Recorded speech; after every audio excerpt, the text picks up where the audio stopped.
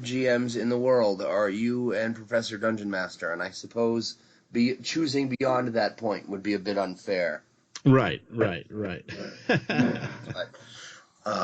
so you're a professional GM and a competitive one. I know what that first word means in this context, but I don't understand the concept of a competitive Dungeon Master. Well, I used to be a competitive Dungeon Master, and that's why I stopped. I stopped being a competitive Dungeon Master because I then started the YouTube channel. So a lot of conventions that you attend, there is a competitive element to those conventions. So you get scored by your players over a 3-day period as to your efficacy as a GM, and then whoever has the highest score is the winner. So really, that's really something. yes, I didn't realize it wasn't as common as I had thought it was. Just every convention I've been to in South Africa, anyway, which is where I'm from, those were all competitive, and I stopped being a competitive GM the day that I was signing up to one of the events. I think it was 2011 or 12, when one of the younger GMs was there. And they said, "Oh, if you're competing, I'm not going to sign up because there's no point." Ooh. And well, it was at that point where I went, well,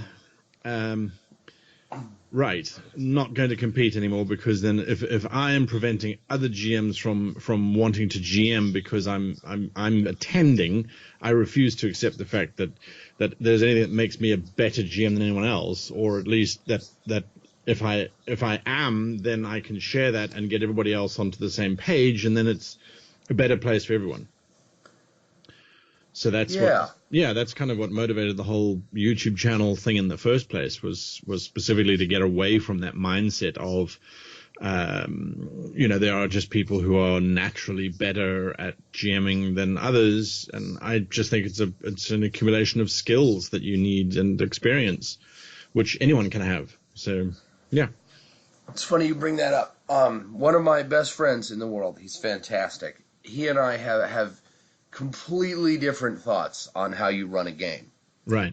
And he's put his last campaign on YouTube. Like, you can go and watch it, and his players have a great time. And he's a big fan of tables and rules and structure, and I don't love all that stuff. I have, predetermined plot points that will hopefully come up, but it's not my game, it's our game. So right. If it doesn't end up happening, that's okay. As long as everybody's having fun. And I don't know. I just love your videos, I have rampant ADHD and bipolar disorder, and I'd like to think I'm really smart. This means that if you're going to have a video where you just talk and I'm going to listen to you, you need to be a certain degree of informative and a certain degree of fast, or you're going to lose me, no matter how entertaining you are. Right. And your videos are great every time. And given the amount of videos that you have, that's absolutely stunning. Well, I'm surprised to hear you say that. Most people say, "Oh, well, I play your videos at 1.5 times speed," and I mean, really, again, we all have different strengths, and different things will appeal to different people. So I'm fairly involved in a few of the other YouTube creators that talk about role playing and stuff. And of the four of us, there are 4 very different ways to gaming, and I think it's about finding the style that resonates with your own, which in your case, I think you found. So yeah, it's horses for courses as well. That's an old saying we have. So you make just tons and tons of content. You have so many videos. If there was a specific video that, if I was going to say, hey, you guys, if you guys haven't seen this channel, you've got to see it, what video should they start on? Do you have like a chapter 1 video? It's a sad story that you asked that particular question now. No, it's simply because we have started the very arduous task of building a catalog of all of the videos, because there are over 400 videos now on the channel. That does not surprise me.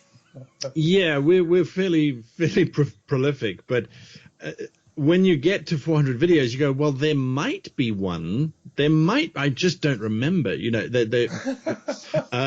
So we have started cataloging, but it's 400 videos that each video has to be watched so you can get the right keywords and things. In terms of where to start, there are some videos that we have on, what to do for first-time GMs and players. I can find them for you and send them links, but if I were to look for them now, it would take me sort of 10 minutes of clicking through. Oh, no. After the fact would be fine. Right. I'm going to make a note here. But yes, the whole intention behind the channel was to help people to find inspiration or to find something that works for them in terms of making their game better and more entertaining.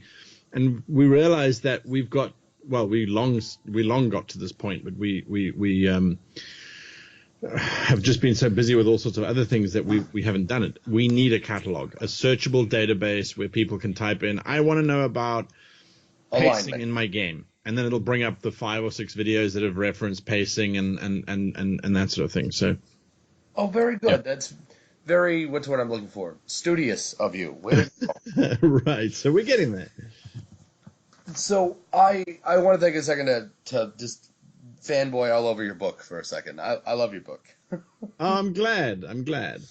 I am, somebody pointed this out the other day, and I'm a little confused. You don't make World Anvil, do you? No. I didn't think so. And yes. You reference it not that heavily per se, but it does come up more than a couple of times over the course of that book. Yes. A friend of mine was like, I don't understand. If he doesn't make any money when somebody uses World Anvil, why would he reference it? And I go, I think you're thinking that because you live in America with me, and it's a very Kabbalistic area, and the idea that somebody would celebrate something else just for the giggles of it, the joy of it, not because they get something out of it, right. is not as heard of here as it is in some other places. And I wanted to get that on the record there for a second, that you don't make money when somebody else. No, definitely not. No, so World Anvil and I, World Anvil and Geeks Table, because Geeks Table is the company that I own that produces the books and great GM videos and stuff. Mm-hmm. We found World Anvil through our fans, I think it was, when World Anvil was still small. I think they were at 30,000 users and we were at 30,000 subscribers. And, again, our mentality is if it helps make your game better, people should know about it. So World Anvil, Dungeon Fog we have a different relationship with, which I can unpack. But with World Anvil, it was just mutual help and support for a very long time. And we agreed to make videos for them, and they agreed to put our videos on their website, and it sort of seemed to be a pretty good match. But something that I said a couple of days ago, because we have three show sponsors, and it's World Anvil, Dungeon Fog, and Fantasy Grounds. And what I made clear to fans was that I will never have a sponsor whom I don't like, or whose product I don't use in my own games. So the channel is how I play role-playing games, and I play role-playing games using World Anvil or Dungeon Fog or whatever. With Dungeon Fog, it's a different story. They were a startup by the time we were already a large company. So in that case, then we do get a small percentage of people who sign up for Dungeon Fog the first time around. But once they're part of Dungeon Fog, then that's Dungeon Fog's sort of prerogative. But right. World Anvil, we only just recently moved into a space where they said, all right, we want you to be our evangelist. So they now have 2 evangelists. They've got Satine Phoenix, and then they've got myself. And basically what that means is that whenever we're talking about world building or character tracking because of their new launch of Heroes, we mention those. And for me, it's a case of, okay, I was going to do that anyway.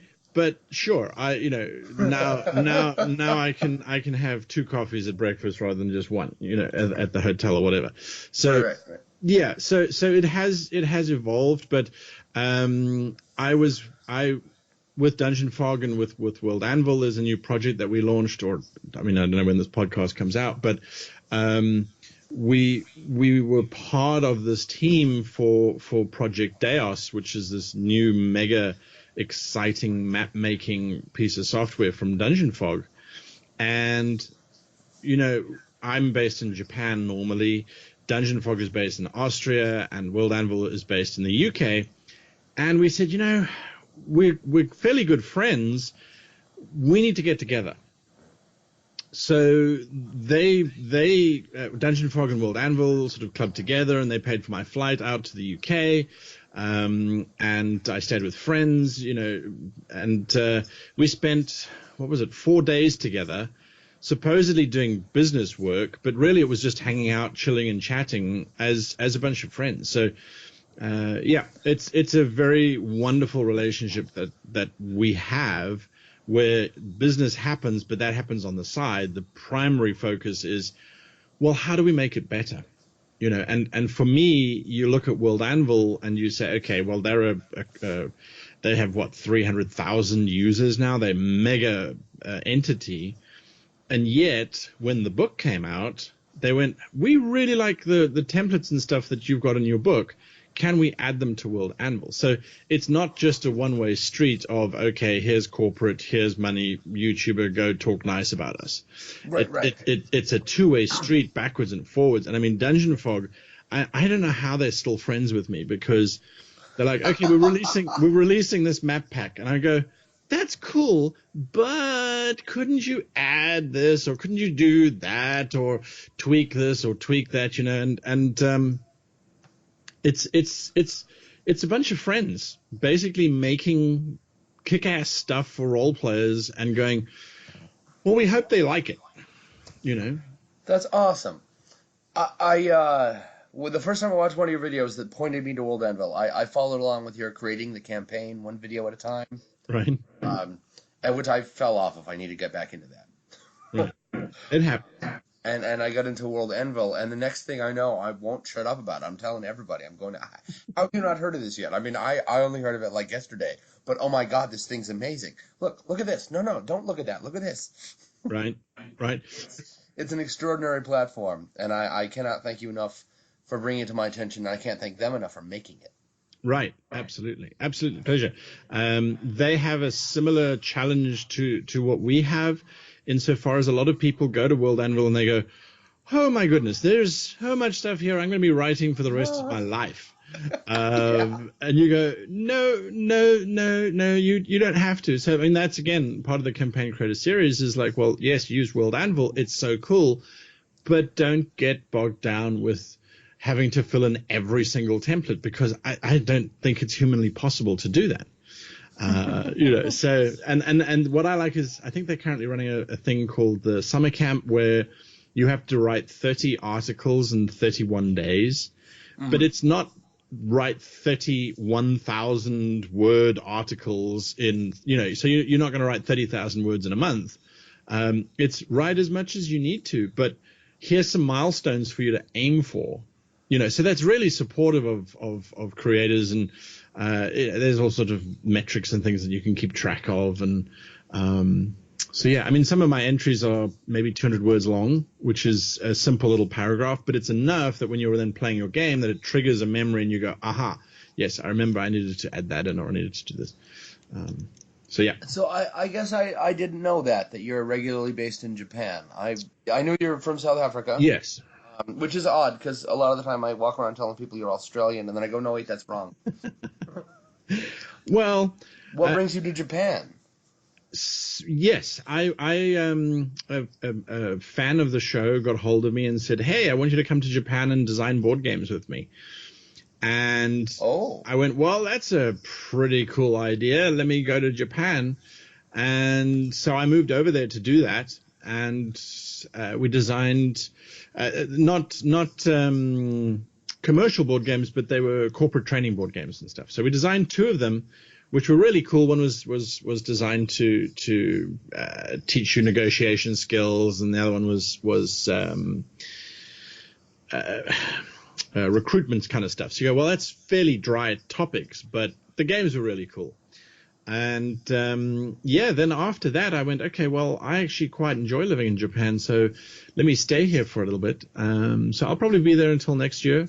And after then, who knows where the wind blows? One just goes. I'm currently in the States now. I say, if you want to swing out to New Hampshire, I will make something fancy from scratch for lunch. There you go. It's only I don't know the US very well, but it's what, like a 12-hour drive from Minneapolis, New Hampshire? I don't know. No. Definitely not. I was just about to ask, where are you going in the United States? Yeah, I'm in Minneapolis at the moment. I'm staying with a good friend of mine, and again, this is one of the reasons why you look at influencers, social media influencers, and a lot of influencers go, oh, well, we don't make very much money, life is tough, and you go, yes, it is, but at the same time, you make amazing friends. So I'm staying with a really good friend that I made through the channel, and it's absolutely awesome. He has an amazing gaming setup here. I'm totally envious of his floor space compared to what I have in Japan. So I'm here with him for almost 2 months. He and his wife are putting up with me, and then I'm going to Gen Con in August. I was going to ask, you're here in the States to go to Gen Con. Yes. That's right. Yeah. That was the official reason. But the unofficial one was I want to come and hang out with my friends in the US for a month or so. Yeah. If you run into the Pondsmiths there, say hi for me. They wanted me to go, and I can't. Right. Well, I mean, I when I look at the numbers in terms of the cost of Gen Con and stuff, we as South Africans like to plan way in advance. So we had once we decided, okay, we're going to Gen Con, and I say we, I have a business partner, a part of Geeks Table. He's known as the Web Goblin.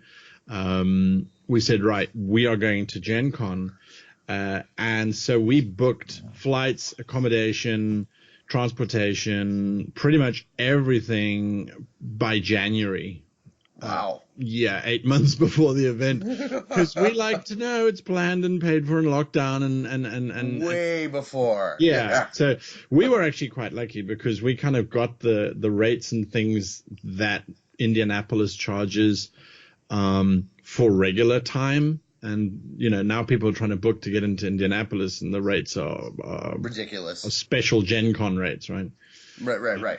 Which is to say they're higher, right? Yes, definitely, yeah. So, but I'm excited for Gen Con. I think it's going to be fun. We're doing 2 seminars there.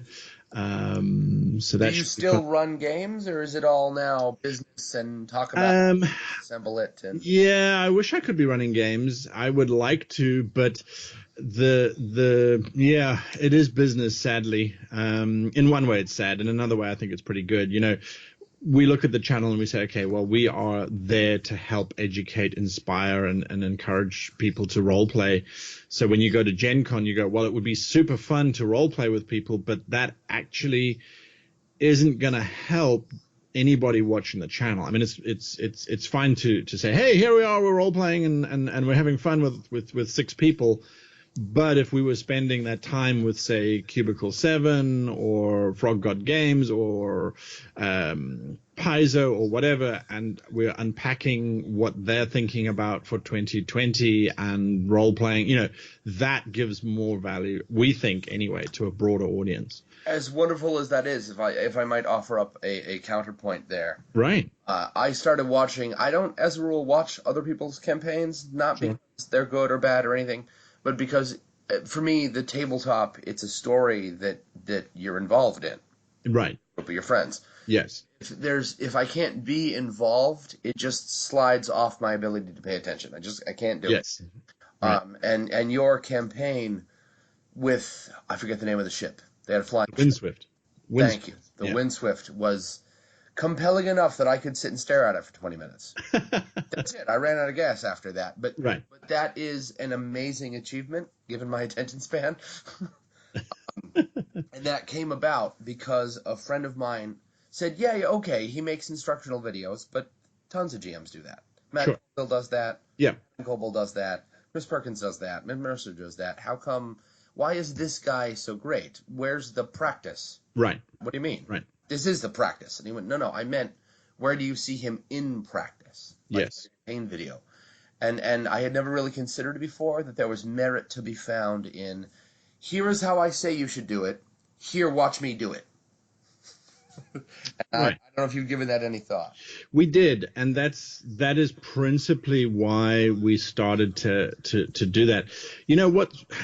It's always a fine line, and I don't know if this is sort of info that you wanted for your interview, but when it comes to YouTube, and I think it's pretty much all social media, you find your space and you find your category. And there's three broad categories. There's celebrity, there's entertainment, and then there's education.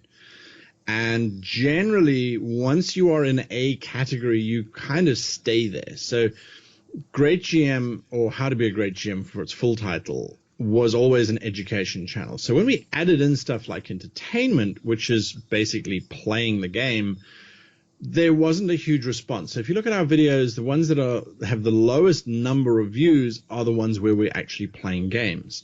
So for a long time, we said, okay, well, clearly people are more interested in the training side of things and the education side of things than in actually seeing role playing. So we started that second channel kind of like well, if you want to see proof in terms of how these things are applied, go there. Watch those live plays. But this is the other curious thing, is that you can tell people, hey, go over there and look at this stuff, and no one will go over there. And we constantly get asked questions about stuff which we think is obvious in terms of, oh, it's definitely in the descriptor, or it's flashed all over the video, and people just have missed it because maybe they're not watching the video, maybe they're listening to it, so that's why we decided with the Ghosts of Saltmarsh game to put that onto the How to Be a Great GM channel, because it's role play. The players are absolutely amazing. The setting is really cool, and it's something that's sort of top of it kind of still is top of mind in terms of people who are out there and they go, oh, Ghosts of Saltmarsh, it's a new book and it's something cool and something different. So yeah, we have definitely not realized, but there is definite merit in showing people. It's like, well, hey, I talk about this on the video. All right, let's go and see it in action. And Ghost of Saltmarsh is proving to be one of those wonderful examples where it's like, well, in today's session, I plan on doing X, Y, and Z. And then the session happens and neither X, Y, nor Z have been achieved. I love that, though, because it allows me to step back and say, okay, so I didn't achieve what I was going to achieve. Does this make me a bad game master? No, because everyone was having fun. Everyone was laughing. Everyone was on the edge of their seat. However, how do I now bring it back to my overall plot? What do I do to bring it back and to find joy and excitement in being wrong, so that you can then try and bring yourself back around to being right? And I think I absolutely adore it. And I mean, if anyone has been watching Ghost of Saltmarsh on the D&D version, because there's two versions. There's the D&D version because WotC, Wizards of the Coast, they commissioned the show, so it's theirs. They very kindly gave me permission to then rebroadcast the show on Great GM channel. On their version, I actually have a half-hour show beforehand, which it's like 12:30 to 1 p.m. Pacific time, where I talk about, this is what I'm planning, and this is what I planned, and this is what didn't happen. So now how am I going to bring it back? How am I going to do this? How am I going to change that? What am I going to do? And my full plan for the entire 12 episodes has been outlined. And aside from the very first session, every other session has been definitely not what was planned. And it's taken now, next week will be episode 7. So it's taken 5 sessions to bring it back to where it kind of should be. But the point is that it has come back to where it should be, and sometimes it just takes patience, and it's about saying, hey, you can have 400 videos worth of knowledge, and players are going to change it. It doesn't matter. You can never anticipate what another human being is going to do in your game, which is why I love the game so much. It's like, this is not a computer game. There is nothing scripted. You cannot. This is your episode, not mine, right? I don't want to make a big thing about me, but in my current game, because players just kind of do what they want. They do. I ended up with I have 5 players at the table on a regular basis. Usually range anywhere from 5 to 11, and right now I have 5, and one of them just recently died and rolled up a new character. 2 of them are on an enormous island called the Continent. We're running a Witcher style game. Nice. And 2 of them are, thank you, and the other 2 are across the ocean, headed to Skellige. So there is a pretty much halfway down the middle, intercontinental party split right now. What? Okay, sure, we'll make it work if you guys are okay with taking long turns right now. Because right now it's like, meanwhile, back at the Justice League, and it's just right. It's absurd. I think you're absolutely right. I think players have a fantastic way of just dismantling the plan. That's it. And reintegrating it later is really important, but I don't know if it's more important than challenging the player's fun. No, I don't think it is. I think that oftentimes GMs perceive themselves to be providing a service to the players. And I think that that's the wrong mentality to have. Everybody's playing. So for me, as I said, it's about, okay, my plan was that. They've gone over there. Can I adjust my plan? Not can I adjust. How do I adjust my plan to fit with where they're going and what they're doing? Because personally, I hated playing in campaigns where you play for a year and a half and then it kind of fizzles out because you kind of get bored, or it's like, oh, do we really have to go on another quest to do this? Or I far prefer campaigns where it's like, and then you slay the demon or the whatever, and that is the end of the, so it's still, it doesn't matter what the journey is. That's all the fun part. But if there is a finale, for me, that's far more rewarding than playing a game to death, quite literally. It sort of. Oh, yeah. So, yeah. So I love to think about player psychology at the table. I like I have the Grimtooth traps, the collection, and I'll bring that and set it on the edge of the table. Maybe there's a trap today, maybe there isn't. Right. But I use that to get the player's attention. They all know who Grimtooth is, right? Like I use it to set them up. Maybe there's maybe there isn't. I have one player who is just a combat heavy player. If I look across the table and his eyes are glassing over, I need to find him something to slaughter within the next hour or so, or I'll lose him. And I have a player who's in it for the plot, and it's for me it's a big cold reading psychological balancing act. And a friend of mine, the one I mentioned earlier, and I argue constantly about this. To me, if the players thought it was an epic fight, it was. If they thought they were pushed to the end of their rope, but I'm keeping track of their stuff and they actually have a pile of resources left, they just didn't think of it in the moment. Right. But if they feel like they're at the end of their rope, they are. That's it. And he does not agree at all. And well, I love what the table does. It lets everybody disagree and still have a great time. I think that's important, that they can disagree and still get along and have a good time. I will never forget the most influential book I ever read on game mastering was written by Gary Gygax. I was just about to ask you about that. Way to be ahead of me. Right. And it was called Master of the Game, and I believe you can still pick up copies of it. I think it's secondhand now, but and in that, he said the players should have a 70% chance of surviving any encounter, but it should feel like it's only a 30% chance. So when you hear that, you go, okay, so it doesn't matter what the mechanics are. It doesn't matter what the maths is. If they feel like they've been pushed and it's this epic thing and they walk out of it, but they actually were never in any real, or maybe they were in a real danger because it's a very tough fight. But when you start looking at those numbers, you go, okay, hang on a moment. So the man who formulated these ideas into a playable system is saying, well, 70-30.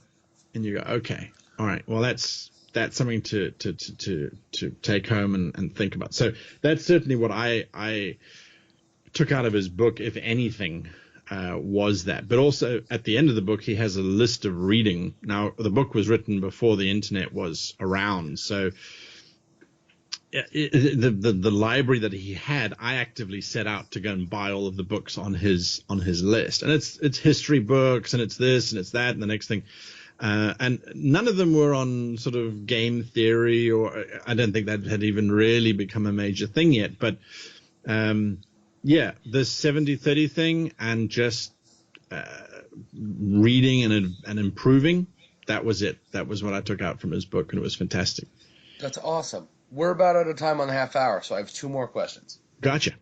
You are fantastic, and I really should stop fanboying. I'm going to ruin this interview. Not everybody who is a great GM bothers to turn it into a business plan. Not everybody bothers to make a company and make videos and say, why am I going to make a video on how to be a great GM? Just to help you? Well, here's why. Because blah, blah, blah, blah, blah. Right. Not everybody does that. So why did you choose to go set on a path that might prevent you from playing in order to raise other people up? I think that goes back, and it sounds awfully romanticized, but it's absolutely true. It goes back to when I was about 5 years old. I was being looked after by my grandmother, and her house was surrounded by this blue gum forest. Now, blue gums are a very dusty tree. So it almost doesn't matter what time period of the year you go into a blue gum forest, it's dusty. They release a lot of dust. And it was late afternoon, and she said, "Oh, let's go. Do you want to see the fairies?" And I went, "What?" Now, this is before fairies had any other kind of connotation, right? So I was like, okay, sure. I mean, what 5-year-old doesn't want to go and see the fairies? Right, poke at a mythical creature. Yeah, right? Let's do it. Exactly.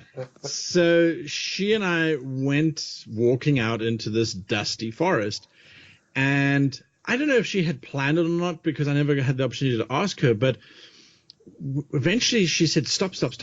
Be very, very quiet and have a look over there. Now, there was this young blue gum tree that was starting to grow, and they look like a bush when they're young. And we were far enough away from it that you sort of had to strain to look around a tree, and the sunlight was streaming in through this forest. But because it's a dusty forest, it had those wonderful shafts of light that you get. And they were gnats or some kind of little flying insect buzzing around the tree. But because the sunlight was hitting them, they were glowing. And to this 5-year-old, there was the tree house, the kingdom of these little fairies buzzing around. And we just stood there for maybe 5 minutes watching these little things before my grandmother said, all right, we must leave before we invade their space and that sort of thing. So we withdrew. And that magic remained with me forever. I mean, it just set me on the path of that wonderment. And so when you get to role-playing, when I discovered role-playing, which was only 6 years after that experience, I started role-playing at 11, you have that opportunity to create these moments which, and I don't care who you are, if you are a role player, are real to you, because you will for years remember an amazing role-playing experience, whether it's a conversation with an NPC or how you slew a dragon. Those are make-believe stories, but which you as a human have incorporated into yourself. And to have the power to do that, to be able to give somebody this happy memory of something real and something personal and something fantastic, well, what better gift could you ask for? So when it came time for us to say, all right, I need to have an income, and I went to my business partner, because we were doing it part-time at the time, and I said, look, how much support are we getting from fans? Are we making enough that I could conceivably cover my rental cost and food cost? And he said, could I well, live on this? yes, exactly. And he said, well, it's not going to be great. We have phenomenal support from people, but you're looking at several $1,000s in order to be able to cover rent and food and that sort of thing. I mean, that's just the reality of life. He said, it's going to be lean. I said, well, that's fine, because that's a stepping stone we have to take. And if we are dedicated to creating these moments, to helping other people find a little bit of happiness, well, that's a journey I'm willing to take. So that's what we've been on. And thankfully, things like the book have gone out and have been incredibly successful. Our fans continue to support us to this day, which every time we get a check-in from Patreon or from YouTube, it's like, I cannot believe that people are so generous to support me. My little contribution is just my ideas. So it's I see it from the other side of the spectrum going, well, why would anyone want to listen to me, let alone from the other perspective, why should I give up my time for others? So yeah, it's a reciprocal space, I think. But yeah, there's all sorts of stuff going on this planet. And when I look at the faces of my role players and they've got that grin and that glow, and there's all the hyped conversation afterwards, oh, we should have done this or we should have done that. That's amazing. That's amazing to me. So that's why we do it. Excellent. Well said. Thank you so much. My last question, and only because I ask everybody this, and if I don't ask, I'm going to feel weird about it. I ask everybody if they have a favorite word or sound, and I've asked singers that, and actors that, and people who use their imagination for a living always give the best answers. Oh my goodness. These are the questions that I absolutely am terrified by, because people expect these amazing words, and I'm sitting here going, I kind of like dog. No, I don't. Dog is a great word. No, so I'm trying to think that, because now my brain is going, I don't know. There's no pressure in this. One of my favorite There's no writers pressure ever. Of course there's pressure. There's huge amounts of pressure. The world depends on this very word, because it may end up on my tombstone. These are things that one must. Here lies Guy. His favorite word was poop. Right. I mean, that's a big fear that one has. I quite like complicated words, or words like concurrent or reciprocity, where it's not just there's a whole bunch of stuff that's built into it. So I don't think those. Another word that I particularly like is moist, because no one else seems to like the word. And I don't think really? Everybody hates that. Everyone hates the word moist. I'm like, what's wrong with moist? But to be perfect, I think it's the oi. Maybe. I don't know. It's like, well, is there something wrong with the word joist or hoist? Do you not hoist yourself onto a horse? Because I do, but I'm going to go out of my way not to say it. You just don't hoist yourself onto a moist horse, right? I suppose the one word that I like the most is a word that I feel should exist, but that it doesn't. And that is the word coolth. It's a strange word, but you have warmth, so why not coolth? The coolth of the evening stars made the entire event that much sweeter. Or, the coolth of the tomb. Why does it have to be the cold tomb? Why can't it just be cool? So it's not particularly cold, but it's not warm. What are your alternatives? Tepid? The coolness, the chill. Cool. Yeah. There isn't really. We should have cool. That's my word. I campaign for the word cool. That's my word. I love it. You are the first person to offer up. You're like, you know what? No, I'm going to make a word. For what it's worth, my wife and I do it all the time. Dweeks is probably one of my favorites. Dweeks are when the days and the weeks just kind of blur together. I'm going to use that. I like that. Dweeks. Go for it. Week? Because let me tell you, sitting inside a YouTube studio that I have in Tokyo, all the windows are boarded up. It's all fake light, and I get in there at 6 a.m. in the morning. I'm an early riser. I leave at 10 p.m. at night when I finish working, and you have no idea what the time is. You don't know what it's doing outside. So dweeks. I suffer from dweeks. I like that. On a regular basis. Yep. This interview has been great. Thank you so very much. My absolute pleasure.